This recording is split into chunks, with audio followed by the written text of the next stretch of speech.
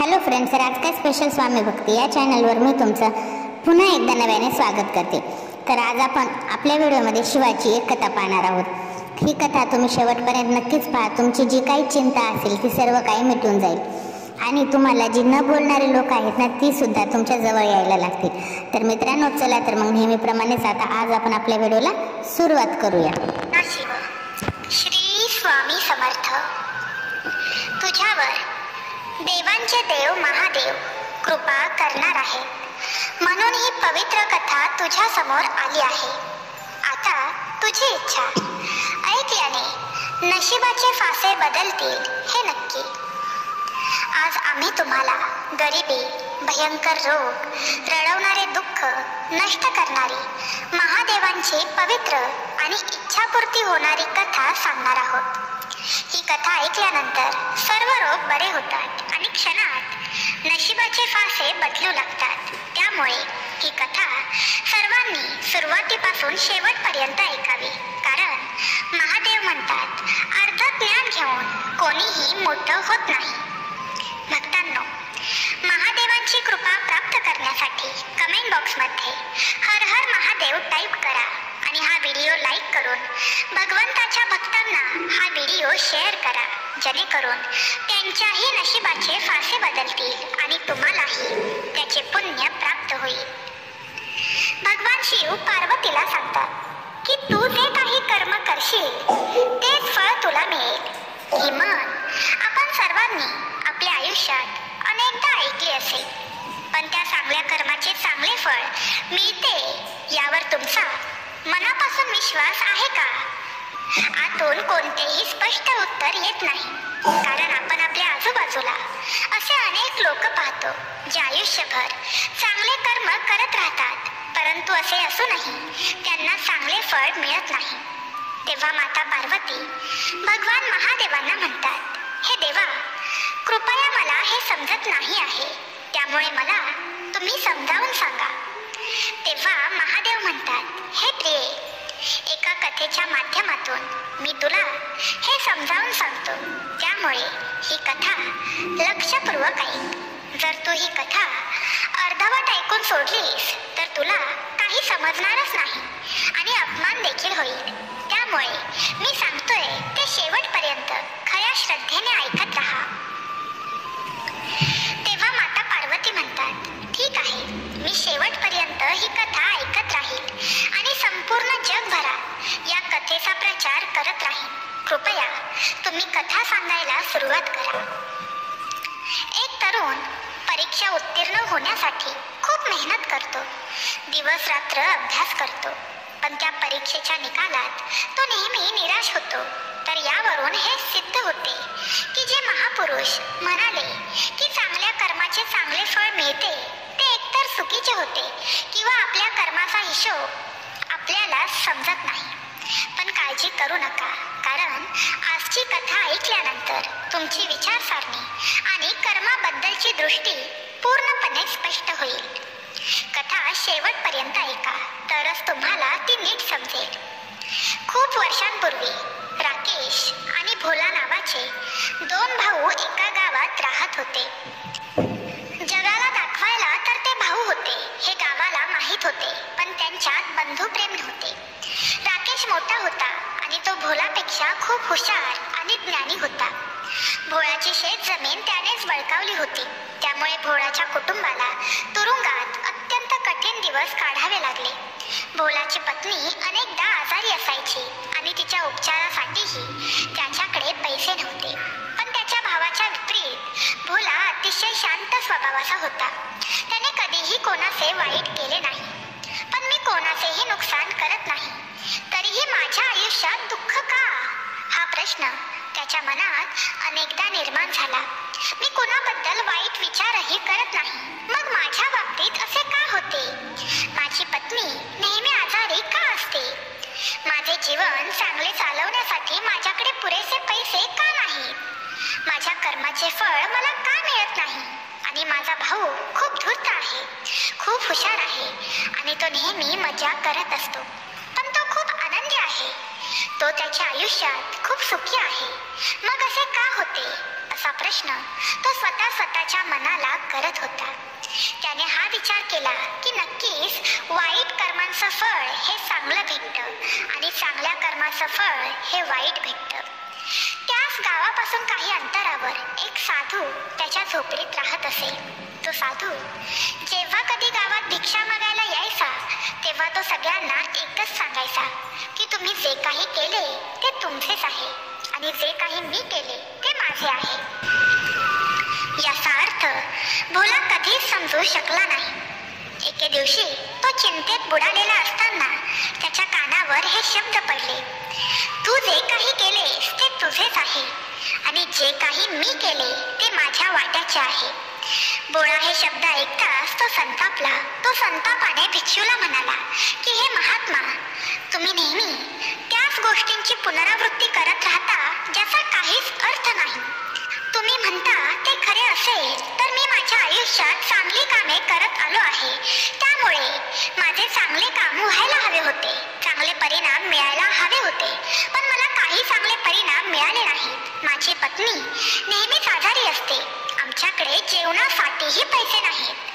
साधू अतिशय शांत स्वरात म्हणाले की तुमच्या स्वतःच्या परिस्थितीमुळे तुम्ही पराभव स्वीकारला हे क्वचितच कुठे कुठे दिसून येते. कठीण परिस्थितीने तुझ्या मनावर खूप प्रचंड चुकीचा प्रभाव टाकला आहे, त्यामुळे तुझी विचार करण्याची सारणा पूर्णपणे बदलून गेली आहे. तू एक काम कर, आज संध्याकाळी काही फळं घेऊन माझ्या आश्रमात ये, मग मी तुझ्या सर्व प्रश्नांची उत्तरे देईन. असे बोलून तो साधू आपले भिक्षापात्र घेऊन पुढच्या घराकडे निघून जातो. मग संध्याकाळी भोलाने काही फळे विकत घेतली आणि गावाच्या खूप दूर रस्त्याने पुढे जात असताना गावापासून दूर असलेल्या साधूंच्या आश्रमाकडे निघाला. त्या आश्रमाकडे जात असताना त्याला अपार शांतता वाटत होती, कारण रस्ता गावापासून दूर होता, त्यामुळे तिकडे काहीच हालचाल नव्हती. वाटेत ठिकठिकाणी काही लंगूर आणि माकडे दिसत होती. त्यांना पाहून भोलाच्या मनात येत होते की ही फळं माकडांना खायला दिली तर, पण त्याला हे आठवले की ही फळं साधूने आश्रमात घेऊन यायला सांगितले आहे, त्यामुळे मी माकडांना ही फळं देऊ शकत नाही आणि ही जर फळं मी साधूंना दिली नाही तर माझ्या प्रश्नांची उत्तरं मला मिळणार नाही. त्यामुळे माकडांना आणि त्या प्राण्यांना फळं न देता ती फळं घेऊन भोला साधूंच्या आश्रमात पोचला. आश्रमात पोचताच साधू त्या व्यक्तीला म्हणजेच भोला यांना म्हणाले की इच्छा होती प्राण्यांना फळं देण्याची, तर मग त्यांना ती फळं दिली का नाहीस? हे ऐकून भोळा आश्चर्यचकित झाला. माकडांना फळे खायला घालायची इच्छा आहे हे साधूला कसे कळले? त्याने विचारले, महात्मा, मी माकडांना फळे खाऊ घालणार आहे हे तुला कसे कळले? तेव्हा ते साधू शांतपणे स्वरात म्हणाले, हे समजून घेणे आवश्यक नाही. आम्ही तर संन्यासी आहोत, सर्वांच्या मनातील गोष्ट आम्ही जाणून घेतो. ज्याप्रमाणे हजारो गायींमध्ये वासरू आपली आई शोधते, त्याचप्रमाणे कर्म करता शोधतो. हे काम माझ्या हातूनच करायचे असे लिहिले होते. आणि असे म्हणत साधूने आपल्या हातातील फळे घेतली आणि माकडांना खायला घालायला सुरुवात केली. भोलाला याचा अर्थ कळला नाही. कृपया या अज्ञानी व्यक्तीला याचा अर्थ समजावून सांगा. महात्मा, तुम्ही काय बोलताय याचा अर्थ मला कळतच नाही. तेव्हा तो साधू अगदी शांत स्वरात म्हणू लागला की बेटा, माणसाला नेहमी वाटतं की तोच करत आला आहे, तोच करतो आणि तोच काम करत राहील. पण समजून घेण्याची गोष्ट अशी आहे की कर्मच तुम्हाला निवडते. तुम्ही तुमची कृती निवडत नाही.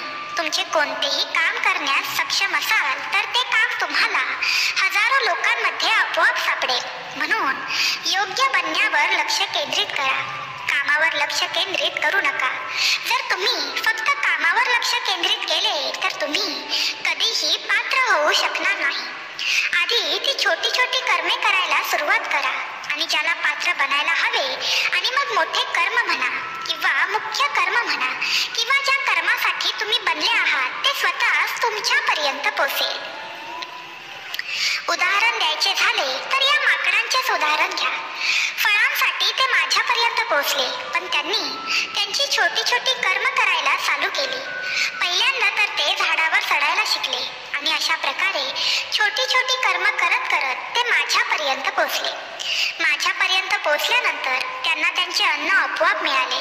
त्यामुळे आपण आपल्या रोजच्या आयुष्यात छोटी छोटी कर्म करूनच पुढे जायचे असते आणि आपल्या स्वतःला योग्य सिद्ध करायचे असते. म्हणून रोजच्या जीवनात छोटी छोटी कर्म करून स्वतःला पात्र बनवत राहा आणि जेव्हा तुम्ही योग्य व्हाल तेव्हा तुम्ही मोठे धैर्य साध्य कराल. पुढे महादेव माता पार्वतीला म्हणतात, ही कथा शेवटपर्यंत ऐकत राहा. मग पुढचे विधान साधूने सांगायला सुरुवात केली. जर तुम्ही योग्य बनण्यासाठी काम केले नाही तर इतर लोकांच्या कृतींचा तुमच्यावर परिणाम होऊ लागतो. उदाहरण द्यायचे झाले तर तुझी पत्नी खूप दिवसांपासून आजारी आहे. तू नेहमी हाच विचार करत असतोस की मला नक्की कोणत्या कर्मांची ही शिक्षा भेटली आहे. पण समजण्यासारखी गोष्ट अशी आहे की तुमची पत्नी तिच्या कर्मामुळे आजारी आहे, तुमच्या कर्मामुळे नाही. तुमचे कर्म तर चांगले आहे, पण कोणास ठाऊक तुमच्या पत्नीचे कृत्य पूर्वी चांगले होते की नव्हते. कारण तुम्ही नाही आहात ज्यामुळे ती आजारी पडली आहे आणि तुमच्या पत्नीच्या कृत्यामुळे तुम्हालाही त्रास सहन करावा लागत आहे. आणि त्याचप्रमाणे अनेक पुरुष स्वतःला त्यांच्या पत्नीमुळे किंवा कुटुंबामुळे हे सर्व त्रास सहन करत असतात. पण जरा विचार करा, तुम्ही पात्र असता तर तुम्ही स्वतः तुमच्या पत्नीवर उपचार करून घेतले असते, त्यांना बरे केले असते. आणि कोणास ठाऊक तुम्ही पात्र असता तर तुम्ही दुसऱ्या स्त्रीशी लग्न केले असते जी निरोगी असते. पण तुम्ही पात्र नव्हता, म्हणूनच तुम्ही तुमच्या पत्नीला दोष देत आहात. जर तुम्ही योग्य झालात तर इतरांच्या कर्माचा तुमच्यावर परिणाम होणार नाही. आणि साधूंनी भोलाला चेतावणी देताना म्हटलं, भोला लक्षात ठेवा, तुम्हाला जे हवे आहे ते मिळत नाही. त्यासाठी तुमची क्षमता वाढवण्याचे काम करा. बाळा, तुम्हाला कधीच जे तुम्हाला हवे आहे ते मिळत नाही तर तुम्हाला भगवंत ते देतो जे तुमच्यासाठी योग्य आहे. आणि मग भोलाने संन्यासींना प्रश्न विचारला की हे महात्मा, कृपया मला सांगा की माझ्या कर्माने माझी क्षमता कशी वाढवता येईल, मी योग्य कसा बनू शकतो.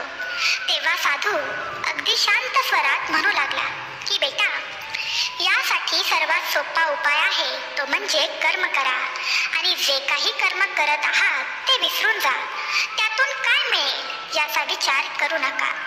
म्हणूनच म्हटले जाते की कर्म करत राहा, फळाची अपेक्षा ठेवू नका, परिणामांची चिंता करू नका. जर तुम्ही फळाची अपेक्षा ठेवून कर्म करत राहिला तर तुम्ही स्वतः कर्म करण्याची संधी देऊ शकणार नाही.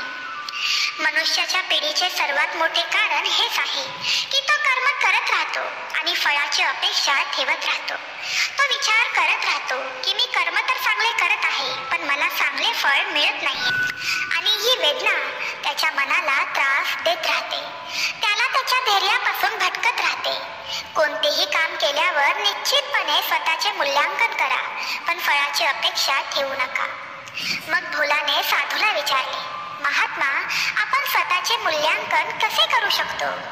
तेव्हा साधूंनी उत्तर दिले की बेटा, जेव्हा तुम्ही कोणतेही काम पूर्ण कराल तेव्हा ते काम पूर्ण झाल्यावर स्वतःला हा प्रश्न विचारा की हे काम करत असताना तुझे लक्ष या कामावर लागले होते का, या मार्गाने तू सक्षम होशील का, तुम्ही ते काम किती काळजीपूर्वक करत आहात.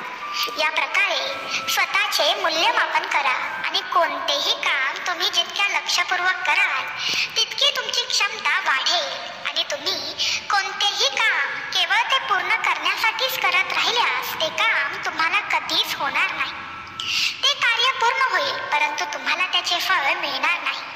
म्हणून तुमचे लक्ष तिकडे केंद्रित होते की नाही किंवा तुमचे विचार तुम्हाला कुठेतरी भरकटले की नाही याचे मूल्यमापन करा आणि पुढच्या वेळी प्रयत्न करा की या कामात आपले विचार केंद्रित राहावेत आणि इतर गोष्टींमध्ये भरकटू नयेत.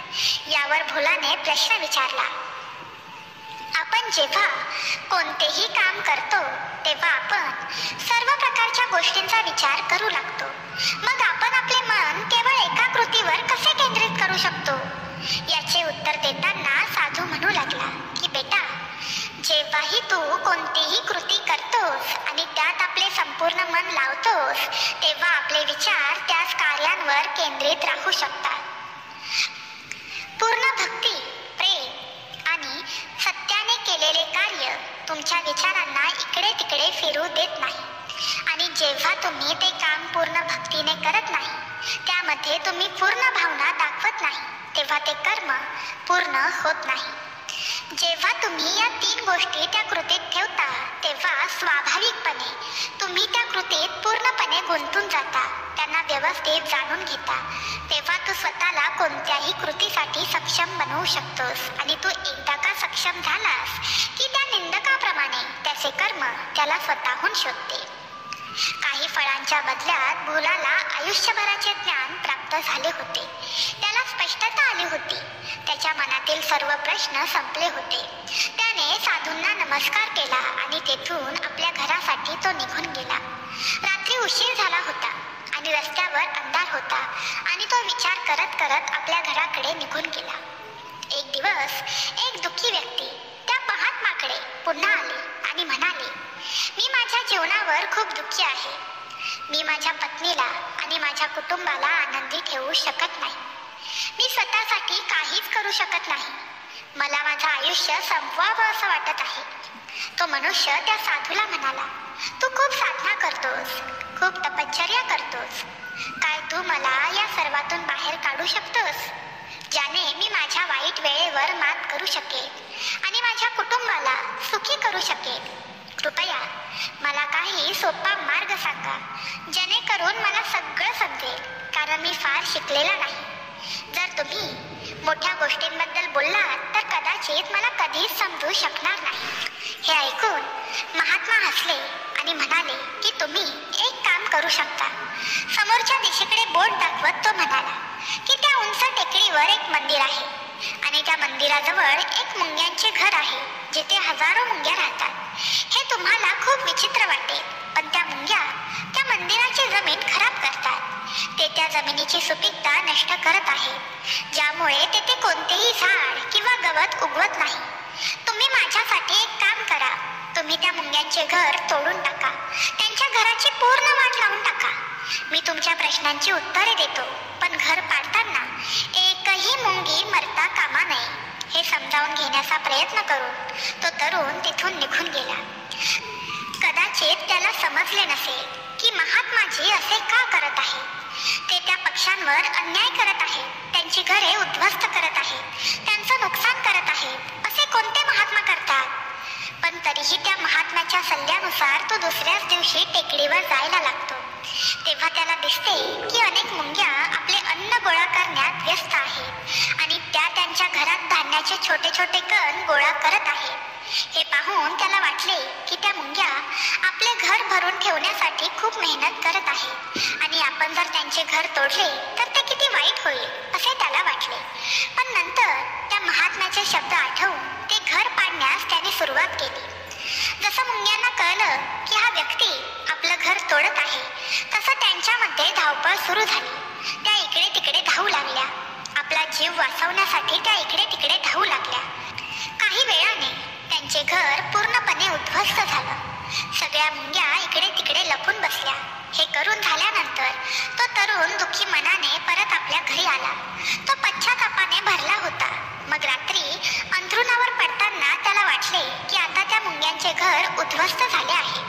आता त्या ठिकाणी परत जाण्याचा काय फायदा, कारण मुंग्यांचे घर पूर्णपणे मी नष्ट करून आलो आहे. पण महात्माजी म्हणाले होते की मी ते केले आहे. पण मग काहीतरी विचार करून त्याने दुसऱ्या दिवशी पुन्हा जायचे ठरवले आणि सकाळी लवकर उठून पुन्हा त्याच टेकडीवर तो जाऊन पोहोचतो, जिथे त्याने आदल्या दिवशी जे घर उद्ध्वस्त केले होते तिथेच त्या मुंग्यांनी पुन्हा त्याच ठिकाणी आपले घर बनवले आहे. हे पाहून त्याला धक्काच बसला. पण पुन्हा नव्याने मुंग्या आपल्या घरासाठी काम करत होत्या. तेव्हा भोलाला वाटले की या मुंग्या किती मूर्ख आहेत. कालच त्याच ठिकाणी त्यांचे घर उद्ध्वस्त झाले आहे आणि आज त्याच ठिकाणी त्यांनी आपले नवीन घर बांधले आहे. हा विचार करून तो माणूस हसला होता. पण महात्माजींचे शब्द आठवून त्यांनी पुन्हा त्या मुंग्यांचे घर तोडायला सुरुवात केली. पण पुन्हा त्या मुंग्यांमध्ये एकच गोंधळ उडाला आणि काही वेळाने त्या मुंग्या आपला जीव वाचवण्यासाठी इकडे तिकडे धावू लागल्या. काही काही वेळाने त्यांचे घर पुन्हा उद्ध्वस्त झाले आणि त्या तरुणाला थोडे समाधान वाटले की मी ते घर पूर्णपणे उद्ध्वस्त केले आहे. आता त्या मुंग्या पुन्हा तिथे आपले घर बनवू शकणार नाही. म्हणून जाण्यापूर्वी त्याने त्या घरावर थंड पाणी ओतले, जेणेकरून मुंग्या तेथे आपले घर करू शकणार नाही. आणि अशा प्रकारे आपले कर्तव्य संपवून तो तरुण आपल्या घरी परतला. मग पुन्हा रात्री झोपताना तो माणूस पुन्हा विचार करत होता की हे काम बरोबर आहे का? एखाद्याचे घर उद्ध्वस्त करणे एखाद्या परिपूर्ण माणसाला शोभते का? तो महात्मा नक्की सिद्ध पुरुष आहे का? तो मला मूर्ख बनवून माझी मजा तर घेत नसेल. पण पुन्हा तो मनात म्हणतो की मी पहिला. तो महात्मा नक्की सिद्ध पुरुष आहे का? तो मला मूर्ख बनवून माझी मजा तर घेत नसेल. पण पुन्हा तो मनात म्हणतो की मी पहिला मला सांगितलेलं काम पूर्ण करतो, कारण तेच पूर्ण झाल्यावर मला या पाठीमागचा अर्थ समजेल. मग सकाळी उठून पुन्हा त्याच टेकडीवर तो जातो. टेकडीवर गेल्यावर तो त्याच ठिकाणी पोहोचतो जिथे त्याने त्यांचे घर उद्ध्वस्त केले होते. आणि तिथे एकही घर नव्हते आणि सर्व मुंग्या तेथून पळून गेल्याचे पाहून त्याला आनंद होतो. आता त्याला वाटतं की रोज येण्यामागचं प्रयोजन काय, कारण मुंग्यांनी त्याचे घर बदलले आहे. आणि त्या दिवशी महात्माजींनी मला 7व्या दिवशी यायला सांगितले होते, पण आज फक्त 3रा दिवस आहे. त्यामुळे उरलेल्या 4 दिवसात परत येण्याचे प्रयोजन काय? आणि असा विचार करून त्याने ठरवलं की इथून थेट त्याच महात्म्याकडे जाऊन ही सगळी बातमी त्यांना सांगायची. तो मागे वळून त्या टेकडीवरून त्या महात्म्याच्या आश्रमाकडे जाऊ लागला. तेव्हा अचानक त्याची नजर दुसऱ्या ठिकाणी फक्त मुंग्यांनी बनलेल्या एका घरावर पडली. म्हणजे ते घर त्याच मुंग्यांनी बनवलं होतं आणि त्या घरात आता त्या मुंग्या राहू देखील लागल्या होत्या. त्यांचं नवीन घर जुन्या घरापासून थोड्याच अंतरावर होते. जेव्हा तो हे सर्व बघतो तेव्हा मनात बोलू लागतो की बरोबर, म्हणूनच त्या साधूने मला 7व्या दिवशी आश्रमात यायला सांगितलं होतं, कारण त्यांना माहीत होतं की मुंग्या दुसऱ्या ठिकाणी आपल्या नवीन घर बांधणार आहेत. आणि हे लक्षात घेऊन तो त्यांचे नवीन घरही पाडायला पोहोचला. तो तिथे पोहोचला तेव्हा मुंग्या अजूनही आपल्या कामात व्यस्त होत्या. त्या स्वतःसाठी अन्न गोळा करत होत्या आणि आपल्या घरामध्ये जमा करत होत्या. जे जुने घर पाडण्यात आले होते तिथेही धान्य उरले होते आणि मुंग्या तेथूनही धान्य गोळा करून त्यांच्या नवीन घरी आणत होत्या. आता इथे पुन्हा त्या तरुणाचे मन थोडे कमजोर झाले, कारण तो स्वतः कमजोर झाला होता. तो स्वतः काळाचा बळी ठरला होता. त्यामुळे त्याच्या मनात त्या मुंग्यांबद्दल दया आली होती. त्यांना त्यांची कीव येत होती. त्यांना मदत करायची होती, पण त्याऐवजी तो त्यांना दुखावत होता. पण त्या महात्म्याचे शब्द आठवून त्यांनी पुन्हा ते घर उद्ध्वस्त करण्याचा निर्णय घेतला. आणि यावेळी त्यांनी कोणत्याही मुंगीला कोणतीही हानी न होता मोठ्या काळजीने ते घर नष्ट करण्यास सुरुवात केली. थोडा जास्त वेळ लागला, कारण महात्माजींनी कोणत्याही मुंगीला इजा न करण्याची अट आधीच ठेवली होती. त्यामुळे त्याला ती घरे मोठ्या काळजीने पाडावी लागली. पण शेवटी ते घरही उद्ध्वस्त झाले आणि ते घर उद्ध्वस्त केल्यावर त्याला खूप वाईट वाटले. यावेळी तो पूर्वीपेक्षा जास्त दुःखी होता, कारण त्याने त्यांचे नवीन घरही उद्ध्वस्त केले होते. तो त्या मुंग्यांना स्थिरावू देत नव्हता आणि तो आता स्वतःला भूत किंवा राक्षस समजत होता. पण तरीही त्या महात्म्याच्या उपदेशाचे पालन करून तो दुःखी मनाने आपल्या घरी परतला. रात्री झोपण्यापूर्वी त्याच्या मनात पुन्हा एकदा विचार आला की मी किती मोठा भूत आणि घाणेरडा आहे, किती मोठा राक्षस आहे. जुने घर सोडा, मी त्या मुंग्यांना कुठेही राहायला जागा देत नाही. त्या मुंग्या माझ्याबद्दल काय विचार करत असतील? माझ्याद्वारे हे काम करवून घेणाऱ्या देवाला त्या किती शिव्या शाप देत असतील. परंतु तरीही त्याने दुसऱ्या दिवशी त्याच ठिकाणी जायचे ठरवले आणि दुसऱ्या दिवशी पहाटे पुन्हा तो तिथे पोहोचला. त्याला हे पाहून पुन्हा आश्चर्य वाटले की यावेळी मुंग्यांनी आपले घर नवीन ठिकाणी पुन्हा बांधले होते. त्यामुळे त्या पूर्वीपेक्षा जास्त शक्तीने काम करत होत्या आणि एका रात्रीत त्यांनी पूर्वीपेक्षा मोठे घर बांधले होते आणि आता त्या पुन्हा ते अन्न गोळा करण्यात व्यस्त होत्या.